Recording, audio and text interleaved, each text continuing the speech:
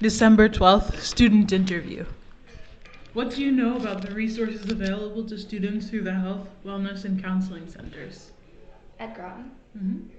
So I know that counselors, you can either choose to go down to the counseling wing just for yourself because they talk about like the happy lamps and reading space, and then you can also either schedule appointments yourself or have the counseling office reach out to you.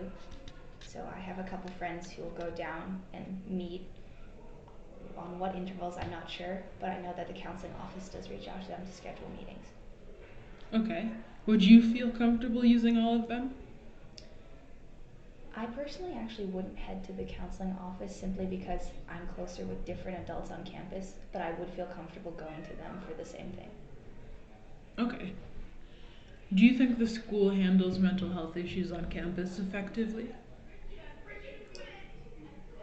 It's not so much of a handling it ineffectively, but they could handle it more effectively. I feel like having students disappear on med leave without explanation is not necessarily the best way, A, to handle their experience, and B, to ensure that it doesn't happen again, because all of a sudden a friend just goes missing, you never know why, and that A, publicizes their disappearance, and B, doesn't necessarily be conducive to their recovery. So if there was any way for the school to perhaps become more comfortable with the fact that Groton is hard and some students need a break, then perhaps that would improve the environment. Okay. And the next question is actually related to that. It's about how how is the student body affected by the long-term absence of a student? And of course, that could also include disciplinary action because confidentiality prevents students from knowing the difference. But in general, how would you say the student body is affected when a member of the community is gone for a longer period of time?